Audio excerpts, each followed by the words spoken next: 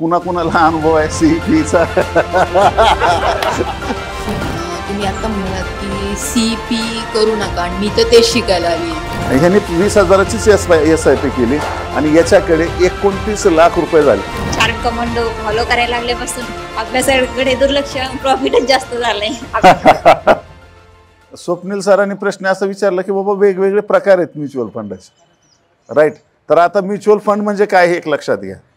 Mutual fund म्हणजे सगळ्या लोकांचा पैसा एकत्र करून एक कंपनी आहे, AMC, ॲसेट मॅनेजमेंट कंपनी, बरोबर आहे. आणि म्युच्युअल फंड म्हणजे ट्रस्ट असते, ट्रस्ट ॲसेट मॅनेजमेंट कंपनी. मी एक व्हिडिओ टाकलाय बघा परवा, त्यामुळे तुम्हाला त्यात कळून जाईल, पुन्हा रिपीट करून बोर करणार नाही. तर आता त्यात काय झालं की फंड मॅनेजर नेमलेले असतात आणि फंड मॅनेजरच्या हाताखाली हजारो एक्सपर्ट लोकांची टीम असते. त्यामुळे हे खूप एक्सपर्ट लोक आहेत, लक्षात घ्या. ते काय करतात की वेगवेगळ्या प्रकारचे ॲसेट असतात. तर पहिलं ॲसेट असतं डेप्ट, जे तुम्ही म्हणलात. डेप्ट म्हणजे काय? डेप्ट म्हणजे कर्ज, लोन, बरोबर.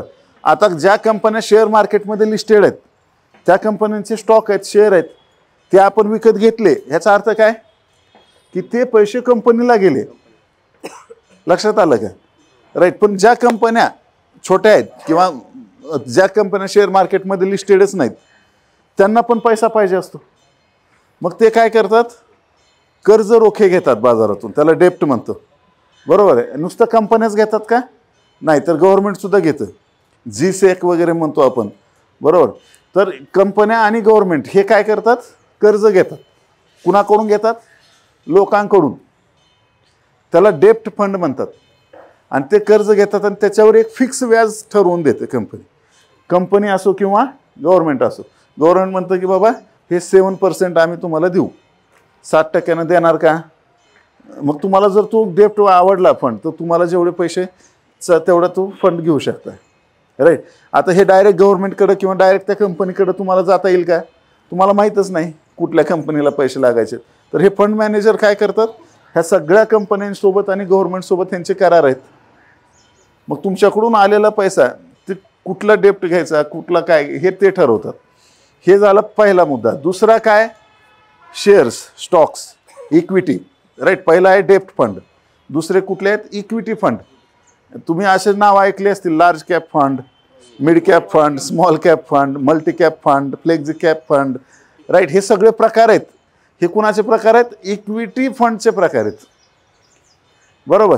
आता तुम्ही जेव्हा आमची टीम अभ्यास करते की बाबा आता समजा स्वप्नील सर आहेत, बरोबर आहे, त्यांचं वय काय, त्यांची इन्कम काय, ते राहतात सगळं बारीक बारीक विचार करावा लागतो.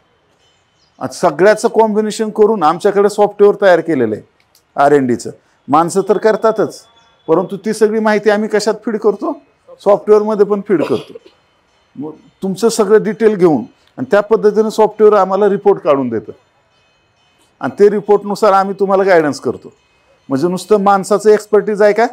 नाही, मशीनसुद्धा इथं AI टूलसुद्धा वापरले जातात. तर त्या पद्धतीनं इथं तुमच्या नेमक्या गरजा काय आहेत ते ओळखून एक्सपर्ट लोक आणि AI टूल याच्या मदतीनं काय केलं जातं?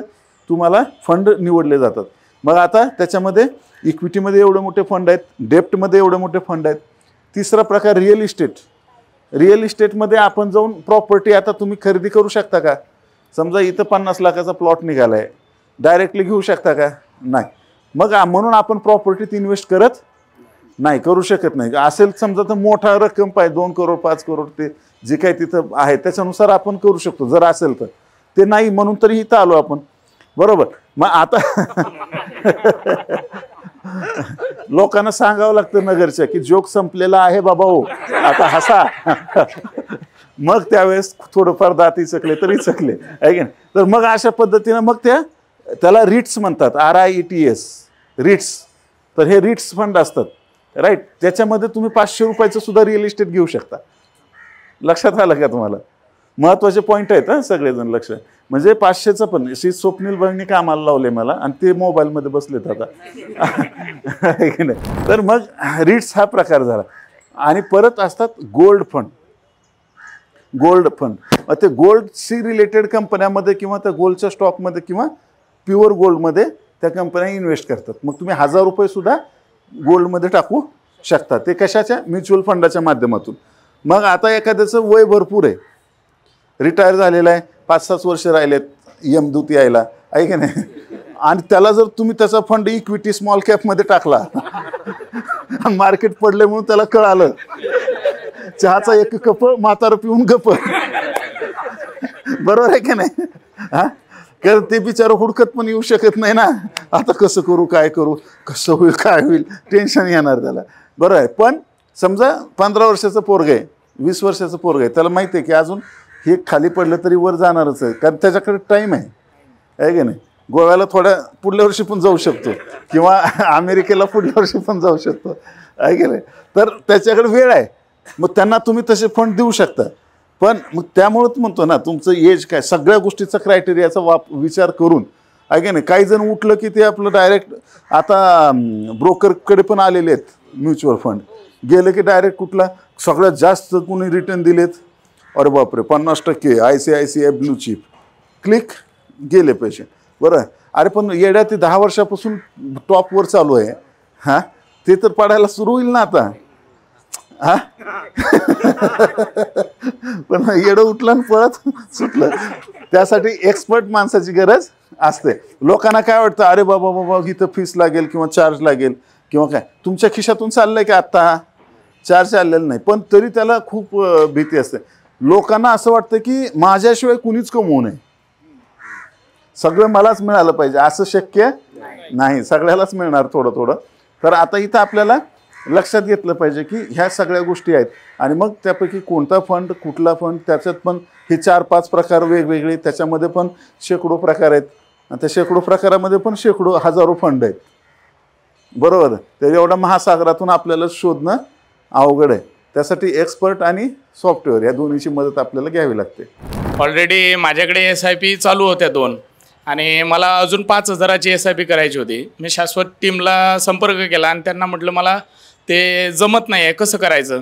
तर त्यांनी मला गुगल मीटवर ते ऑनलाईन बोलवलं, आणि नंतर मी त्यांना अमाऊंट सांगितली की मला म्हटलं मी ऑलरेडी चूज केलेले होते 3. तर ते म्हटले तुमचं वय वगैरे विचारलं, आणि वयानुसार म्हटले तुम्हाला रिस्क तुमची या फंडमध्ये कवर होते, हे पण तुमच्या मुलासाठी ठेवा. आणि ते 5,000 जे मी एकाच SIPमध्ये टाकणार होतो त्यांनी सॅग्रिगेट केले, आणि तेच 5,000 रुपये मला 3 SIPमध्ये डिवाईड करून दिले. आणि ते नंतर मी त्यांना विचारलं, म्हटलं हे माझ्या मुलाच्या एज्युकेशनसाठी आहे. तर त्यांनी मला एक म्युच्युअल फंड सांगितला, म्हटलं हा नवीन आहे 23चा, हा घ्या, हा लाँग टर्मसाठी आहे. म्हणजे एवढं मला म्हणजे कोणी एवढं सांगितलं नाही, एवढं त्यांनी जवळजवळ 1.5 तास मी गुगल मीटवर त्यांच्यासोबत ऑनलाईन बोलत होतो. म्हणजे बारीक विचारून घेतलं मी, आणि नंतर मग त्यांना थँक्स म्हटलं, आणि ते 5,000ची SIP माझी आता कंटिन्यू चालू आहे. ग्रेट. म्हणजे तुम्हाला हे कशासाठी सांगितलं की किती बारकावा असतो त्या गोष्टीत, आपण तेवढा विचार करत नाही. त्यासाठी एकदा, आणि ही काय जन्मभराची हे आहे, तुमचं एकदा SIP चालू झाली, आणि आपण भारतीय लोक आहोत, राईट, स्वतःहून जाऊन पैसे भरू शकत नाहीत आपण, आपल्यात तेवढा दम नाही, ते ॲटो कटल्याशिवाय ते होत नाही आहे, बरोबर आहे की नाही. जर कितीही मागं लागलं समजा, आहे की नाही, नाही या महिन्यात जरा पोराचा बर्थडे आहे, तेवढा करतो, पुढल्या महिन्यात डबल टाकतो की, दोन्ही मिळून टाकतो. त्याच्या याला काय, त्याला जाळून दूर संघटन, पुढला महिना कधी येत नसतो, हे लक्षात घ्या. आणि त्यामुळं आपल्याला ॲटो डेबिट झालं पाहिजे. म्हणून हे छोटे छोटे मुद्दे आहेत. तुमचं लाईट बिल असेल किंवा फोन बिल असेल किंवा ज्या ज्या छोट्या मोठ्या गोष्टी आहेत बिलाच्या, ज्या जर समजा गॅस कनेक्शन कटलं तर जेवण तुरंत बंद होतं आहे, लाईट कनेक्शन कटलं तर हे बंद, हे सगळं ॲटो डेबिट झालं पाहिजे. म्हणजे आपल्याला काय होईल की लक्षात येईल की एक्झॅक्ट माझ्याकडे सेविंग किती राहते, बरोबर आहे की नाही. नाहीतर आपल्याला ज्या जीवन आवश्यक आहे की नाही, ॲटो डेबिट नाही झालं ना, आपण मोबाईल घेतला, आहे की नाही, मोबाईल तर घेतला पण अंधारात बघत बसावं लागेल घरात, आहे की नाही, कारण लाईट नसेल, गॅस नसेल, उपाशी बसून बघावं लागेल. तर ह्या आपल्याला छोट्या मोठ्या गोष्टी आहेत. SIP करताना सुद्धा कोणत्या तारखेला करायची, कशी करायची, कोणती करायची, कुठं करायची, हे 1000 प्रकारचे प्रश्न असतात, राईट. त्यासाठी एक्सपर्टची मदत घ्यायची असते. तेवढं सगळं प्रत्येकच गोष्टीत आपण एक्सपर्ट होतो म्हणलं तर जमेल का, आहे की थोडेफार राहिलेले पण उडून जातील, आहे की नाही. तर सांगायचा हा मुद्दा आहे की माणसाच्या ह्या सवयी ज्या आहेत ह्या खूप, आणि माइंडसेट महत्त्वाचं आहे. म्हणजे पैशाचं जे आता फायनान्शियल प्लॅनिंग करायचं आहे त्याच्यात तुम्हाला बसताना हे माइंडसेट ठेवावं लागेल, आहे की नाही. तुम्हाला बसताना जर त्या ह्याच्यात वाटलं अरे 251 गेले यार तथास्तु तुमचे गेले, तुम्हाला त्याचा काही फायदा होणार नाही. पण तुम्हाला वाटलं यस साला लोक लाखो रुपये खर्चून सुद्धा जे मिळत नाही ते मला आज मिळाले, माझ्यासारखं लकी दुसरा कोणीच नाही, आज माझा शेवटचा दिवस आहे माझ्या दुर्गतीचा, माझ्या गरिबीचा, उद्यापासून माझं सगळं स्टार्ट होईल, तथास्तु. त्याला एकच शब्द माहीत आहे, त्याला काही जास्त येत नाही. मग तुम्ही ठरवायचं की आपल्याला काय विचार करायचा. माणूस हा आपल्या विचारांचा पुतळा आहे, लक्षात घ्या. आपले विचार जसे आहेत, तुम्हाला जसं वाटतंय ते फक्त आपल्याला कॅसेट बदलायचे, राईट. आपल्याला वाटलं ना हे साला खराब माणूस आहे, तो तुमच्यासाठी खराबच आहे. मग जगासाठी भले चांगला असेल पण तुमच्यासाठी खराब आहे. तर सरांचा एक अनुभव ऐकू. काय झालं, शाश्वत ॲपमध्ये एक ATM सुविधा खूप चांगली आहे आणि ते असली पाहिजे. कारण सरांचं लाईव्ह बघून मला माझं बॅगचे काही 3 वर्ष अगोदर जी माझ्यावरती इमर्जन्सी आली त्या फ्लॅशबॅकमध्ये मी गेलो होतो. तर सरांनी एका ऑनलाईन सेशनमध्ये सांगितलं की मिनिमम 6 महिने इमर्जन्सी फंड तुमच्याकडे असला पाहिजे की ज्या तुमच्या गरजा भागवून तुमची EMI-सुद्धा त्याच्यात भागले पाहिजे. म्हणजे जर एखादा नोकरशाही असेल, त्याचा अचानक काही डिस्टर्ब झालं किंवा त्याला नोकरीहून काढलं तर मिनिमम 6 महिने त्याची फॅमिली स्ट्रगल झाली पाहिजे. कारण कधी कधी आपलं असं असतं की आपली EMI एवढे झालेले असतात की आपण ते त्यातच पेमेंट चाललं जातं आणि अचानक नोकरीवरून जर काढलं तर मग आपण कोलॅप्स होऊन जातो. मग मुलाला दूध नसतं, मग ती परिस्थिती तुम्ही मेंटली पूर्ण हे झालेले असतात. मला म्हणजे काही मी कंपनीत काम करतो त्याच्यामुळे काही डिस्प्यूट हे होतच असतात. मग त्या डिस्प्यूटच्या वेळेस मला ते आठवलं की बघा त्यावेळेस आपल्याकडे इमर्जन्सी फंड नव्हता आणि सरांनी त्याच्यात एक असं ॲड केलेलं आहे की ते लिक्विड फंडमध्ये तुम्ही ठेवा.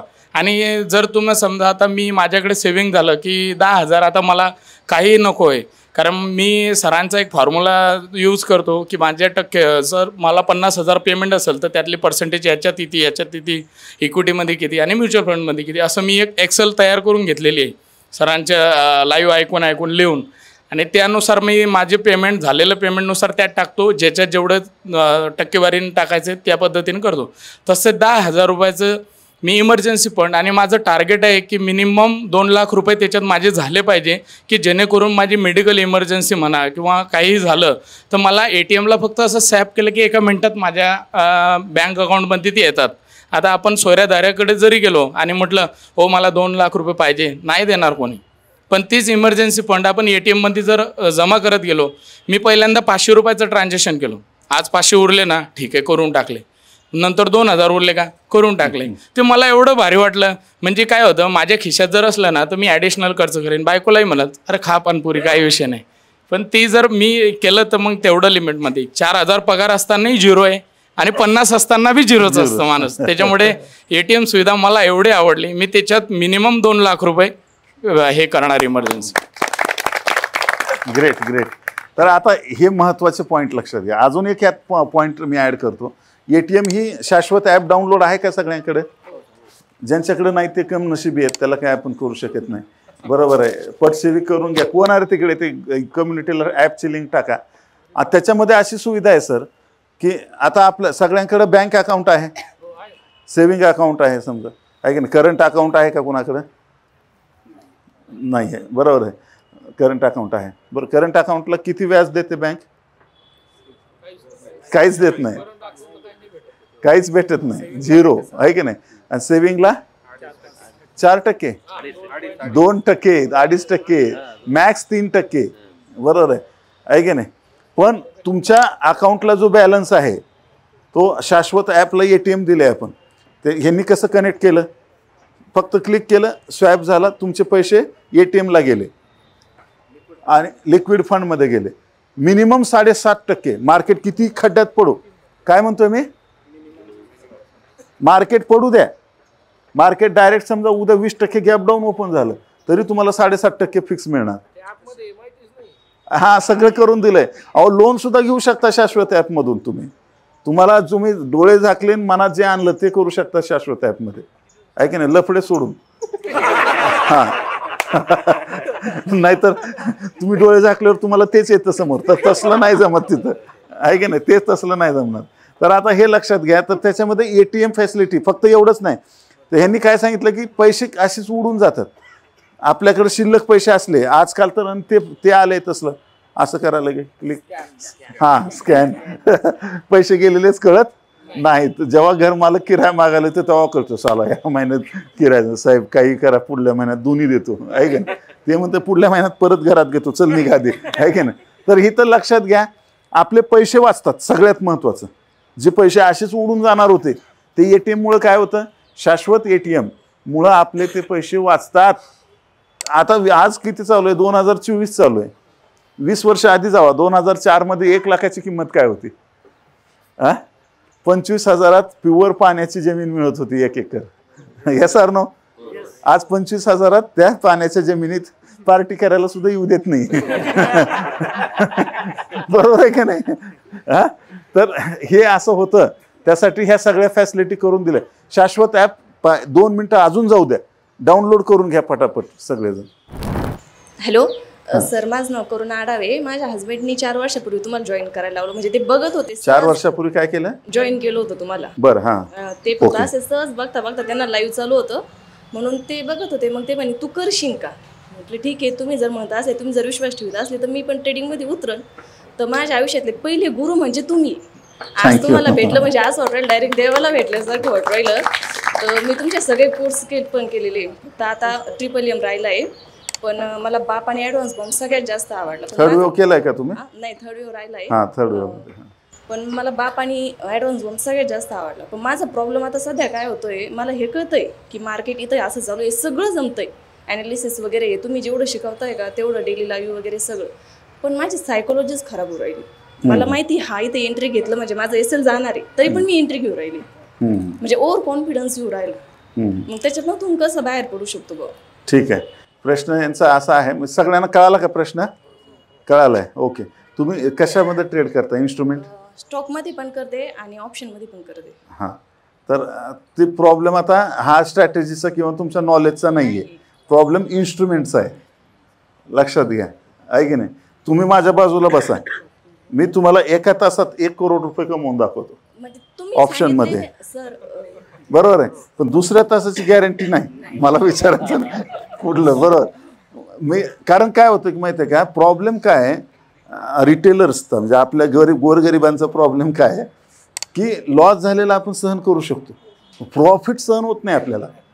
ही रियालिटी आहे.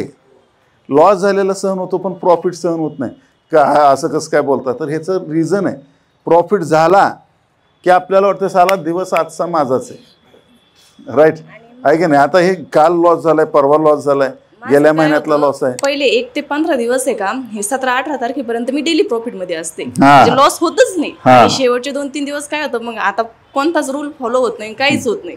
मग ते ज्या दिवशी रूल फॉलो होत नाही का, त्या दिवशी मग लॉस होतो, बिग लॉस. मग तो असं वाटतं नाही, आज आता पहिले 15-18 दिवस चांगले होते, आज लॉस झाला, मग आज काय करू, रूल फॉलो करू आणि कालचा अख्खा रिकवर करू, आणि त्यांनी आणखी बिग होतो. तर तेच मग मला काय सांगायचं की आपल्याला प्रॉफिट सहन होत नाही. आणि काय होतं आपल्याला अजून, मग काय होतं, एकदा सेटअप झालं, प्रॉफिट आला, मग आपण दुसऱ्या ट्रेडच्या शोधात हिंडतो. आणि दुसरा ट्रेड शोधत असताना तुम्हाला मी लिटरली सांगतो, तुम्हाला जे सेटअप पाहिजे असतं ते सेटअप स्क्रीनवर दिसायला लागतं 101%. या सार नो, नंतर ते बिचकतं. म्हणजे आपल्याला जर नाही दिसलं, आपल्याला समजा आपण डेली चार्टवर आहे ना, आपलं सेटअप नाही दिसलं, आपण आवरलीमध्ये जातो, तिथं नाही दिसलं 15 मिनिटात जातो, तिथं नाही दिसलं 5 मिनिटात तर सापडतंच आपल्याला. नाही सापडलं तर आपण 1 मिनिटात पण जायला काही कमी करत नाही आणि सेटअप सापडतंच आपल्याला आणि आपण एंट्री घेतो. हे तर रूल काय आहे की ज्या दिवशी तुमचं प्रॉफिट झाला ज्या ट्रेडमध्ये, त्याच्यानंतर मिनिमम 2 तास तुम्हाला दुसरा ट्रेड मिळत नाही. तुम्ही इंट्राडे करत असाल तर हे लिहून ठेवा, मिनिमम 2 तास दुसरा ट्रेड मिळत नसतो. दिसत असतो आपल्याला, आपल्याला वाटतं अरे सेटअप जमलेलं आहे आपलं, आहे की नाही. आपलं म्हणतो आपण बापचं लय प्रॅक्टिस केलेली असते, आहे की नाही. आणि असा प्रॉफिट झाला आणि ते कट केला नाही तर दुसरीकडे बाप दिसतो, चारी बाजूला बापच बाप दिसतो आपल्याला, आहे की नाही. पण थोड्या वेळाने स्टॉपला जेव्हा उडतो तेव्हा कळतं की बाप नाही, माय होती, आहे की नाही. आणि त्यामुळं प्रॉब्लेम होतो सगळं. तर आपल्याला काही झालं तर प्रॉफिट झाला की त्याला राम राम. इंट्राडेचं सांगतोय मी. आणि दुसरं सगळ्यात महत्त्वाचं, इंट्राडेलाच राम राम करा, की इंट्राडे करूच नका की मी आज बसले बाबा आणि मी आज एवढा प्रॉफिट करणार किंवा एवढा लॉस, जे काय असं नका करू. आम्ही आता आपली सिस्टम म्हणून थर्ड वेव का मी रिकमेंड करतो सगळ्यांना. हां, ॲडव्हान्स बॉम्ब का बरं केला आहे आपण? कारण लोक कितीही बॉम्बला ऐकत नाहीत, ते CEP करणारच आहेत. त्यापेक्षा तुम्ही शिकून करा बाबा. आहे की नाही, लफडा नको.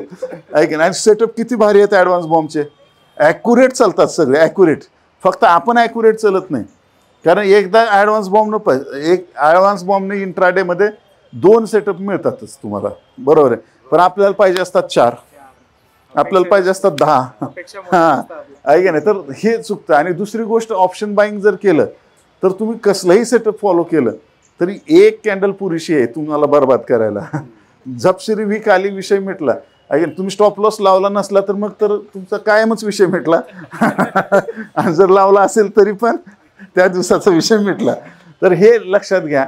आहे की नाही. तर तुम्हाला जर हे पटला, आहे की नाही, हा जो विषय मिटला, तर तुम्ही इंट्राडे बंद करा, ऑप्शन ट्रेडिंग बंद करा. इक्विटीमध्ये मॅडम जर तुम्ही डेली टाईम फ्रेम फॉलो केला तर तुमच्यासारखं प्रॉफिटेबल कुणी नसेल नगरमध्ये. मेंटॅलिटी प्रिपेअर करण्यासाठी काय करावं लागेल, जेणेकरून माझ्यासोबत आता 1-2 महिन्यापूर्वी झालं, 3 दिवसात मी 78,000 फेडरल बँकेत काढले. पण त्या 3 दिवसानंतर प्रॉफिट काढल्यानंतर म्हणजे एक इगो असतो ना, की नाही मला 1 लाखचा टार्गेट पाहिजे. तर काउंटिंग केलं, 1 लाखाला मी लिमिट लावलं, 99,700 दाखवलं, तिथून डाऊन. विदिन 3 मिनटाची कॅन्डल 78,000वर प्रॉफिटवर मी एक्झिट झालो.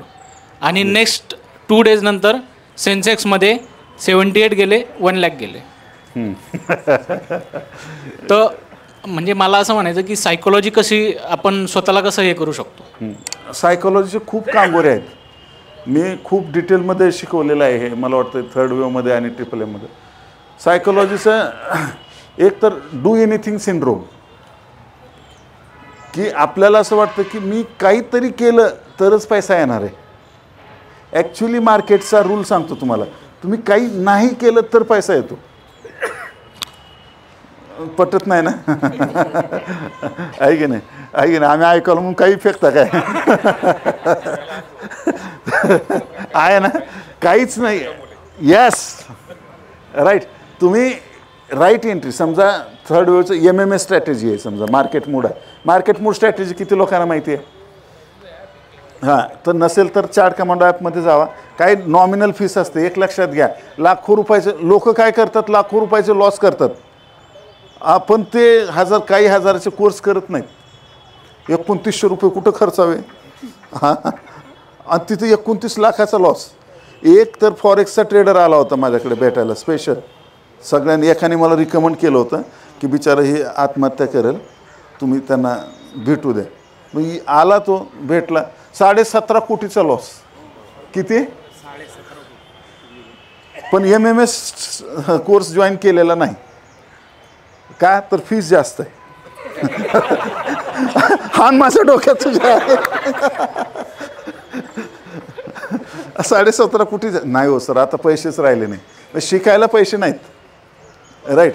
आणि मग मी म्हटलं ठीक आहे, विचार प्रॉब्लेम. तर त्यांनी प्रॉब्लेम विचारला नाही, त्यांनी मला शिकवून गेला. सर हे का, हे असं आहे, हे असं आहे, हे असं आहे, हे असं आहे. मी पण हो हो म्हणलं, मला काय हो म्हणायला.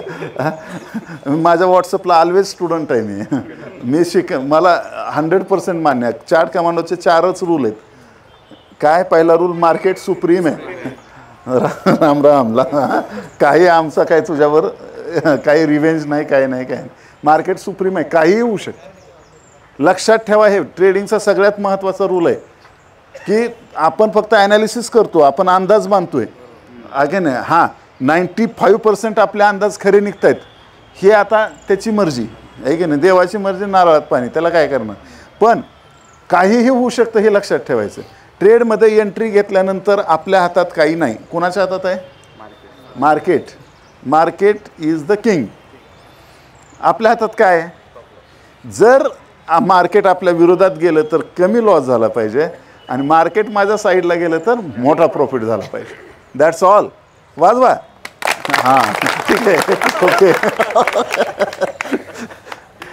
कारण तुम्ही ऐकण्यात एवढं गुंग झालेले असतात. एक ह्याचे 2 पॉईंट आहेत. एक तर तुम्हाला काहीच कळणार गेलंय, नाहीतर खूप समजलं आणि खूप तुम्ही डीप गेलायत. ह्या दोन्हीपैकी एक अर्थ असेल. आता यांच्या प्रश्नाचं एक कांगोरा झाला की डू एनिथिंग सिंड्रोममुळं काय होतं, यांचं राहिलं आहे पॉईंट अजून. डू एनिथिंग सिंड्रोममुळं आपण काहीतरी करायचा प्रयत्न करतो, पण तुम्ही जर मोठ्या स्टॉकमध्ये मोठ्या टाईम फ्रेममध्ये जर थर्ड वेवनुसार MMFनुसार GZ जर मोठ्या टाईम मंथलीमधला एखादा GZ किंवा विकलीतला GZ मिळाला तुम्हाला, त्यामध्ये एंट्री तुम्ही केली, नंतर काही नाही केलं तर पैसे मिळतात, काही केलं तर तुम्हाला सारखं दिसत राहील. कुठली तर रेड कॅन्डल येईल, कुठलं ऐका त्या लॉरेस लॅबबद्दल तर मला कितीदा मेसेज आले लोकांचे. बरोबर आहे सर, तुम्ही म्हणले होते आम्ही एंट्री घेतली, ऐका खाली चाललाय सर. अरे जाऊ दे ना मग, प्रॉब्लेम काय? हां ॲड करा अजून. काय मॅड माणूस आहे, खाली चाललं ना ॲड कर म्हणताय. अबे बाबा ते GZ मधून निघालंय, ती खालीवरी होणारच आहे. तुझं खालीवरी खालीवरी खालीवरी का होत आहे? हां काय व्हायची गरज आहे का? Yes you are right. तर टेन्शन घ्यायची काही गरज आहे का? आपण त्याच्यामध्ये पोझिशन घेतले, शांत बसलो, त्याला लॉग इनसुद्धा करायचं नाही. आम्ही लॉग इन फक्त अकाउंट कधी करतो, जेव्हा दुसरा स्टॉक आम्हाला त्या तोडीचा भेटतो तेव्हा फक्त पॉईंट ॲड करायला, फक्त क्वांटिटी ॲड करायला लॉग इन करतो. राईट. आम्ही 7 रुपयाला काहीतरी ते सुझलॉन घेतला होता आहे की नाही, ते एवढा सुझलॉ तरी आम्ही नाही विकला. हां बरोबर आहे की नाही. मग खुश आहे का नाराज आहे? हां ग्रेट. अशा वेळेला पण वाजवावे लागतात, पण असू द्या आता.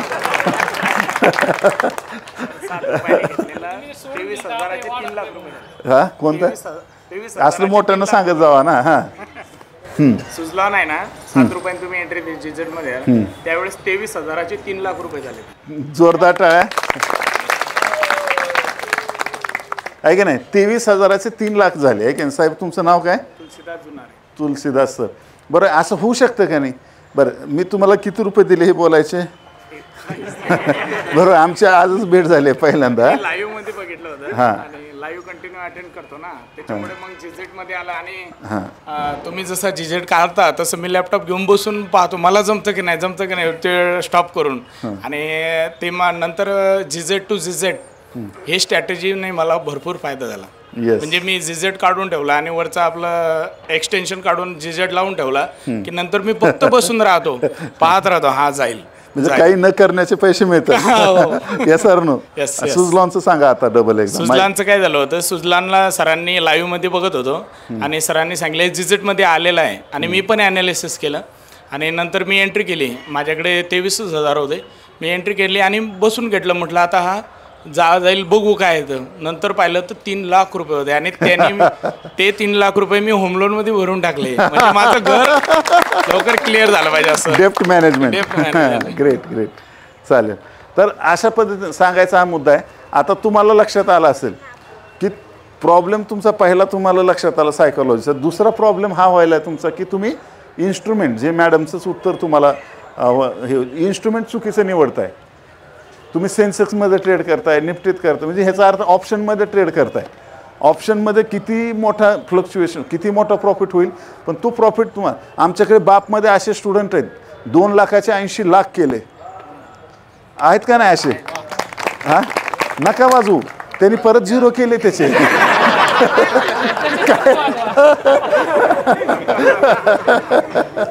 नगरवाले नेमके जिथं नाही वाजवायचं आणि जिथं वाजवायचं तिथं आहे नाही. पण आता सांगायचा हा मुद्दा आहे की इन्स्ट्रुमेंट तुम्ही बदला. तुम्ही डेली टाईम फ्रेममध्ये इक्विटीमध्ये ट्रेड करा, तुमच्यासारखा प्रॉफिट कुणालाच होणार नाही. हे मंत्र लक्षात ठेवा. पैशाच्या मागे लागू नका, पैशाला कामाला लावा, पैशाच्या लेकरांना कामाला लावा, त्या लेकरांच्या लेकरांना कामाला लावा, त्या लेकरांच्या लेकरांना लावा. येस आहे की नाही. ह्याला समजतंय, तुम्हाला समजत नाही आहे की नाही. तर सांगायचं लेकरांचे लेकरं म्हणजे काय? पैशावर जे आपण व्याज कमवतो त्याच्यावर प्रॉफिट कमवलं, परत त्या प्रॉफिटला कामाला, परत त्या प्रॉफिटवर प्रॉफिट, तर त्याला कंपाऊंडिंग होऊ द्या. त्यामुळं तुम्हाला कळणार पण नाही तुम्ही किती. मला सांगा आत्तापर्यंत मागचे 5 वर्ष असेच गेले का नाही? पुढचे 5 वर्ष माझ्या हिशोबानं चला, काय अडचण आहे की नाही. एक्झॅक्ट तुम्हाला जेवढं पाहिजे तेवढं मिळेल, पण तुम्हाला पुरेसं किती आहे हे ठरवा आणि त्याच्यानंतर थांबवा. पुरेसं कसं काय कॅल्क्युलेट करायचं ते तुम्हाला ते फायनान्शियल प्लॅनिंग जे आहे, पर्सनल फायनान्शियल, ते फॉर्म भरला सगळ्यांनी तर तुम्हाला त्याच्यात कळेल तुम्हाला पुरे असं किती आहे. आणि त्याच्यानंतर मग स्वतःचे रिलेशन आहे की नाही, चांगले संबंध हे करा आहे की नाही. भरपूर पैसा आला पण बायको सोडून गेली आहे की नाही, असं व्हायला नको आहे की नाही. आपले नातेसंबंध पण टिकणं गरजेचं आहे, राईट. दुसरं कारण ऑप्शन ट्रेडरच्या घरात सारखं भांडणं असतात, तुम्ही लक्षात घ्या. हे सर नो आहे की नाही, लॉस झाला की बस आहे की नाही. सर समजा चुकून सर तुम्ही जी वेल्थ जमवली कुठून आवाज यायला, तुम्ही जे ऑप्शन ट्रेडिंग केलं असेल किंवा इक्विटीमध्ये केलं, सगळ्यात जास्त वेल्थ तुमची कशातून झाली? क्रिप्टोमध्ये का? बिटकॉइन. ओके. हा 9,000 9,500 सांगत होते, आता 1,00,000. मार्केटमध्ये इंडियन मार्केट काय होतं की एकतर इलिगल होतं परत, आणि लफडे नको म्हणून आपण आलो. लिगल केलं तरी त्यांनी 30% केलं आता, त्यामुळे त्याच्यात तेवढा दम राहिलेला नाही. आणि शक्यतो इलिगल करू नका, कारण उगाच डोक्याला ताण. आपल्याला हे पैसे कशासाठी पाहिजेत? एन्जॉय, आपल्याला खरं लाईफचा आनंद करून घ्यायचा आहे. तुम्ही जन्मलात कशासाठी आणि तुम्ही करताय काय? 24 आवर्स कॉम्प्युटरवर बटणं दाबायला जन्मलात का तुम्ही? आनंद हे शरीर पुन्हा मिळणार नाही आहे, लक्षात घ्या. आणि तुम्ही कितीही पैसे कमवा, तुमच्या आयुष्यातला एक दिवस पण वाढणार नाही आहे. तुम्ही मरणारच आहेत. लोकांना माहीतच नाही आहे अजून मरणार आहेत ते. लोक असं जगत आहेत की कधी मरणारच नाहीत, आणि असे मरतात की कधी जगलेच नाहीत. मरणाऱ्या माणसाला तुम्ही विचारा शेवटी नेमकं काय राहिलं बाबा तुझं, काय करायचं राहिलं, तर ते जे उत्तर देईल ते करा, आहे की नाही. तो म्हणेल की मी खरं सॅल्यूट आहे ना, म्हणजे लक्षात आलं आता तुम्हाला कुठं वाजवायचं ते, आहे की नाही. आणि त्यावेळेस तुम्हाला लक्षात येईल की यार, मी तो जो मरणारा माणूस आहे तो सांगेल यार मी फॅमिलीला वेळच देऊ शकलो नाही, मला बायकोला खूप प्रेमानं जवळ घेऊन बसून बोलायचं होतं पण ते बोलताच आलं नाही कधी, बरोबर आहे. लेकरांसोबत मला लहानपणी खेळायचं होतं, खेळताच आलं नाही कधी. असे खूप गोष्टी आहेत. रात्री तुम्ही मध्यरात्री 2 वाजता उठून बघा तुमच्या फॅमिलीकडे, राईट, आहे की नाही. तुम्ही जर उठून मध्यरात्री जर बघितलं, थोडंसं कॉटपासून लांब जा, लांबून बघा, लेकरं मस्त झोपलेले आहेत, बायको मस्त झोपलेली आहे. लेकरं बिनधास कसे आडवे तिडवे पडून आहेत, त्यांच्या चेहऱ्यावर कसलंही किती प्रसन्न वाटतं त्यांचा चेहरा. रात्री 2 वाजता बघा. का? कारण त्यांना माहिती आहे माझा बाप आहे, मला काळजी करायचं कारण नाही, माझं काळजी घ्यायला माझा बाप समर्थ आहे की नाही. बायकोसुद्धा मस्त एकदम प्रसन्न चेहरा असतो रात्री झोपताना. त्यांना माहिती आहे की माझा नवरा आहे की नाही, माझी काळजी घ्यायला मला चिंता करायचे कारण नाही. पण तुम्हीच नसाल तर, समजा अचानक काय झालं तर काय करणार? ॲक्सिडेंट झाला आणि गेले, काय करणार? नवरा नसलेल्या बाईचं हाल काय होतं आहे हे फक्त कल्पना करा, तुम्हाला लक्षात येईल. डायरेक्ट टर्म इन्शुरन्स काढचाल जाऊन, तुम्हाला टर्म इन्शुरन्स काढायचा आहे, 200-400 रुपये लागतात त्याला, राईट. काही मोठी गोष्ट आहे का? LIC काढू नका. इन्शुरन्स कुठला काढायचा हे पण त्याला पण गायडन्स लागतं, राईट. तुम्ही LICचे हप्ते भरताय कित्येक वर्षापासून, राईट. आणि LIC 20 वर्षानं तुम्हाला 1,00,000चे 1,72,600 रुपये देणार आहे 20 वर्षांनी. आणि तुम्ही इन्शुरन्स काढताय. इन्शुरन्स आणि इन्व्हेस्टमेंट हे वेगळं आहे, डोक्यात घ्या. SIP करा इन्व्हेस्टमेंटला, किंवा डायरेक्ट स्टॉकमध्ये टाका, किंवा तुम्ही ट्रेडिंग करा स्टॉकमध्ये, ऑप्शन करू नका. सगळं सिक्रेट सांगून टाकलं आहे तुम्हाला मी, जे मी 20 वर्ष बोंबललो आहे ते तुम्हाला सांगतो आहे, राईट. आणि त्याच्यातून तुम्हाला इन्शुरन्स, टर्म इन्शुरन्स 400-500 मध्ये 2 कोटीचा इन्शुरन्स मिळतो. 2 कोटी. काय अडचण? जेव्हा आपण जिवंत आहे, तुम्ही म्हणसाल ते 500 तर गेलेच ना, अरे दादा पण तू जिवंत असला तर गेले, पण जिवंत आहे तुझ्यात दम आहे ना फॅमिली सांभाळायचा, हे कधीचा प्रश्न आहे. जर तुम्ही नसले तर कसं, त्यासाठीच आहे. आणि समजा तुमचा ॲक्सिडेंट झाला आणि मेलेच नाही तुम्ही, तर काय करायचं तो पण प्रॉब्लेम आहे. समजा तुमचा नुसता पायच तुटला किंवा ॲक्सिडेंट झाला, काही तर दवाखान्यात 5-10 लाखाचं बिल आलं, काय करायचं. जे तुम्ही SIP केली ना ते सगळे पैसे काढून ते दवाखान्याला भरावे लागतात किंवा उसने पासने आणून भरावे लागतात. तर ही तुमच्या इन्व्हेस्टमेंटला हेज आहे. तुम्ही जे इन्व्हेस्टमेंट SIP करताय ना त्याला हेज केलं पाहिजे. हेज करणं म्हणजे टर्म इन्शुरन्स आणि हेल्थ इन्शुरन्स. हेल्थ इन्शुरन्सला भले 10-15 हजार लागत असतील, मला आता नेमकं माहीत नाही तुमच्या ह्याच्यानुसार फॅमिलीनुसार, पण 4 लोकांचं कव्हर होतं त्याच्यात. आणि जर काय झालं किती लाख लागू द्या, ते पैसे 10 लाख जरी लागले तरी ती कंपनी देते. फक्त कोणता इन्शुरन्स निवडायचा आणि कुठली कंपनी हे महत्त्वाचं आहे. आणि ते चांगल्या एक्सपर्ट माणसाकडून घेणं गरजेचं आहे, कारण उद्या जर त्यांनी क्लेमच दिली नाही तर, बरोबर आहे की नाही. तर ह्या 2 गोष्टी हेज आहेत आणि त्या हेज आपलं काढून आपली SIP चालू करणं, that is the real formula for wealth creation. Yes. तर आणखी तुम्हाला काही प्रश्न असेल तर विचारू शकता. हॅलो सर, स्टॉकमध्ये रोज कसं करायचं इंट्राडेमध्ये? हां, स्टॉकमध्ये प्रॉफिट कसा करायचा रोज इंट्राडे करायसाठी? आता स्टॉक इतके आहेत की कोणता घ्यायला पाहिजे कोणता नाही. सगळ्यात महत्त्वाचं रोज प्रॉफिट ज्याला पाहिजे त्यांनी मार्केटमध्ये येऊ नका हात जोडून. हां, आहे की नाही. त्यांनी रोजंदारी करा, आहे की नाही. रोज 500 रुपये 600 किती रोज किती मिळतो? 400-500 मिळतोच. कोणाकडे काम करता त्याच्यावर डिपेंड आहे. हां, त्याच्यावर डिपेंड आहे. काय राव प्रश्न तुम्हीच विचारता, उत्तर तुम्ही, हे गलत आहे, उत्तर मी द्यायला पाहिजे. चला नेक्स्ट.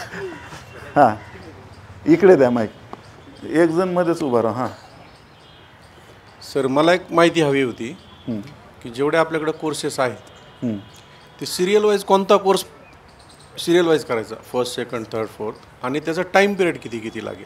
आता खूप चांगला प्रश्न विचारला आहे त्याने. आपण यूट्यूबवर हजारो व्हिडिओ टाकलेले आहेत. मी 2000 व्हिडिओ टाकले, टोटल 4000 व्हिडिओ रेकॉर्ड केलेत मी. पहिला प्रश्न की तुम्ही फ्रीमध्ये शिकू शकता. 4000 व्हिडिओ आहेत, आहे की नाही. यूट्यूबवर 2000 व्हिडिओ आहेत, आहे की नाही. पण हे कसं आहे, रँडम आहे. आजच्या जमान्याचा सगळ्यात मोठा प्रॉब्लेम काय झालेला आहे की खूप नॉलेज झालं आहे, राईट. पहिलं नॉलेजच नव्हतं, त्यामुळे थोडं जिथून मिळालं त्याच्यातून आपला फायदा व्हायचा. पण आता एवढं नॉलेज झालं आहे की बस सगळे एक्सपर्ट आहेत आणि एक्सपर्ट लोक लॉस करतात, आहे की नाही. आणि आपण एक्सपर्ट नाही आहे, मार्केट सुप्रीम मानतो आपण. मार्केट एक्सपर्ट आहे. आपल्याला माहिती आहे की मैं भी गलत हो सकता हूँ, 100% गलत हो सकता हूँ, राइट. तीसरा नियम काय, गलत रहूँगा तो मैं छोटा लॉस लूँगा, सही रहूँगा तो मैं बड़ा प्रॉफिट लूँगा. बस एवढंच आहे. आता यांचा प्रश्न आहे की मग कोर्स मी कोणता करू. चार्ट कमांडो ॲप जे आहे तुम्ही iOSवर पण डाउनलोड करू शकता किंवा तुम्ही जे आहे ते अँड्रॉइडवर पण प्ले स्टोअरला डाउनलोड करू शकता. आता हे ॲप डाउनलोड केल्यानंतर तिथे 2 फ्री कोर्स मिळतील, जिथं यूट्यूबचेच व्हिडिओ जे आहेत ते सिरियली लावलेले आहेत. तुम्हाला फीस हा इश्यू आहे तर ते कोर्स करा, राईट. नंतर तुम्ही जर बिगिनर असाल, म्हणजे तुम्हाला स्टॉक मार्केटबद्दल काहीच माहीत नाही किंवा माहीत आहे पण 10 वर्षापासून लॉस करतोय, असे पण लोक असू शकतात. तर त्यांनी SMT हा कोर्स आहे तिथं, stock market trading, SMT, right. त्याच्यात 500पेक्षा जास्त सेशन्स कोर्स व्हिडिओ आहेत त्याच्यात आणि त्याच्यासोबत एक कम्युनिटी पण मिळते. तर ते जर तुम्ही कंप्लीट केलं स्टेप बाय स्टेप तर तुमचं बेसिक एकदम परफेक्ट होईल. हा पहिला पार्ट, राईट. अजून SMT हा प्रत्येकानंच घेणं गरजेचं आहे. जे एक्सपर्ट आहेत त्यांनी पण घेणं गरजेचं आहे. का बरं? कारण समजा एखादी गोष्ट तुम्हाला समजत नाही, समजा RSI, लगेच SMTत गेलं, RSI टाकलं, तो व्हिडिओ येतो समोर, डिटेल माहिती. म्हणजे ॲज अ संदर्भ ग्रंथ. काही लोक SMTला गीता म्हणतात किंवा कुराण म्हणतात, राईट. का बरं म्हणतात? किंवा बायबल म्हणतात. का बरं? कारण त्याच्यामध्ये ते संदर्भ ग्रंथ म्हणून वापरायचं आहे तुम्हाला, म्हणजे SMT कंपल्सरी आहे. दुसरा, तुम्हाला आता इन्स्टंट मला प्रॉफिट सुरू करायचं आहे, राईट.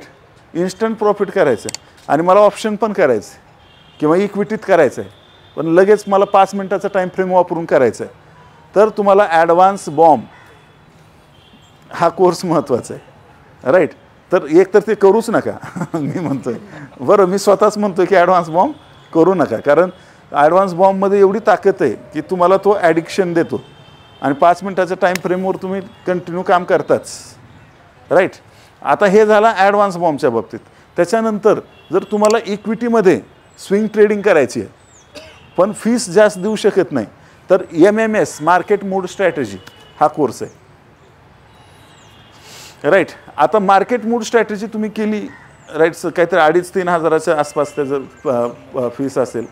ते केल्यानंतर तुमच्यामध्ये उत्कंठा जागृत होईल आणि जबरदस्त काम तुम्हाला करावं वाटेल आणि त्याच्यावरचा ॲडव्हान्स शिकायचं आहे. मग त्याच्यावरचा ॲडव्हान्स शिकायचं आहे तर थर्ड वेव्ह ट्रेडर आहे की नाही, हे दिस इज द लास्ट कोर्स म्हणलं तरी चालेल की थर्ड वेव्ह ट्रेडर तुम्ही करू शकता आणि त्याच्यामध्ये तुम्हाला 101% तुम्ही सगळ्या टाईपचे ट्रेडिंग करू शकता, सगळ्या टाईपचे इन्व्हेस्टिंग करू शकता त्याच्यात वेगवेगळे टाईम फ्रेम वापरून. आणि त्याच्यामध्ये भरपूर स्ट्रॅटेज्या शिकवल्यात आणि त्या सगळ्या स्ट्रॅटेज्या कनेक्टिंग डॉट आहेत. म्हणजे तुम्हाला वाटणारच नाही की हे वेगळं आहे हे वेगळं आहे, साले सब मिले हुए आहे आहे की नाही. आणि त्यामुळं तुमची स्वतःची एक स्ट्रॅटेजी तयार होईल आणि तुम्ही स्वतः स्ट्रॅटेजी बिल्ड करू शकता, एवढी ताकद थर्ड वेव्ह ट्रेडर कोर्समध्ये आहे की नाही. थर्ड वेव्ह ट्रेडर कोर्सचंच समजा, पण तुम्हाला असं वाटतं की नुसते व्हिडिओ, ते कोर्स आहे फक्त व्हिडिओ बघायचे आहेत. तुम्हाला जर असं वाटत असेल नाही मी नुसते व्हिडिओ बघून मी शिकू शकतोय, तर that is the best course. पण तुम्हाला असं वाटतं की बाबा मला फक्त व्हिडिओ बघून नाही, असं कुणीतरी मला एक माणूस पाहिजे ज्याने मला हँड होल्डिंग दिली पाहिजे, ज्याने मला हाताला धरून शिकवलं पाहिजे, ज्याने मला हाताला धरून ट्रेड करायला लावलं पाहिजे, ज्याने मला हाताला धरून एंट्री करायला शिकवली पाहिजे, ज्याने मला हाताला धरून प्रॉफिट बुक करायला शिकवलं पाहिजे, ज्याने मला हाताला धरून ट्रेडमध्ये कसं टिकायचं, कसं ट्रेल करत जायचं ते शिकवलं पाहिजे, जो माझ्यासोबत कंटिन्यू पाहिजे, ज्यांचा नंबर मी डायल केला की लगेच उचलला गेला पाहिजे, ज्यांनी मला व्हॉट्सअपवर एक लगेच रिप्लाय देऊन माझ्या शंकाचं निरसन केलं पाहिजे, ज्यांनी माझं PNL रिपोर्ट बघून तो प्रॉफिटमध्ये कसा आणायचा त्याचा प्रयत्न केला पाहिजे, ज्यांनी माझं जे आठवड्याच्या महिन्याच्या ट्रेडचं रिव्ह्यू केलं पाहिजे, असा पर्सनल कोच पाहिजे असेल तर तुम्ही थर्ड वेव्हचाच पार्ट आहे. पर्सनल कोच घ्या किंवा थर्ड वेव्ह कोर्स करा, हे दोन्ही एकच आहेत. जर तुम्हाला असं वाटत असेल सगळ्यात बेस्ट की मी शिकू शकतो तर तुम्ही थर्ड वेव्ह ट्रेडर कोर्स करा, आणि तुम्हाला हँड होल्डिंग पाहिजे असेल तर पर्सनल कोच करा. जेव्हा पर्सनल कोच करता तेव्हा तुम्हाला मग पुढे काही करायची गरज नाही. या पद्धतीनं तुम्ही एक प्रॉफिटेबल सक्सेसफुल ट्रेडर बनू शकता आणि step by step wealth create करू शकता. माझा एक प्रश्न होता, कोर्सचा हा विषय सगळा समजला असेल असं अपेक्षा. हां, तर माझं जे सॅलरी मला टायमवर भेटत नाही आणि मला EMI भरायचे असतात, माझ्या अकाउंट 30,000 रुपये मला मेंटेन ठेवावं लागतात 30 दिवसांसाठी. बँकेतून मला त्याच्यावर काही परतावा भेटत नाही, मग ती जर मला इन्व्हेस्ट करायची असली 20-25 दिवसांसाठी आणि करू शकता, तर मग ते शाश्वत ॲपमध्ये कसं शाश्वत ॲपमध्ये ATM ते तुम्ही फॉर्म भरला का? तो नाही अजून नाही. ते ह्याचा फॉर्म भरा ना, पर्सनल फायनान्शियल प्लॅनिंगचं. आत्ता तुम्हाला ह्या टीमवर आले, त्यांना गायडन्स करा, ऐका ना, तुम्हाला ते सगळं करून देतील. तुम्हाला सुरुवातीला सगळं ते कन्फ्युजन होईल सगळं, राईट. तर तुम्ही व्यवस्थित ठेवा. गुड निर्णय, सरांसाठी जोरदार टाळ्या.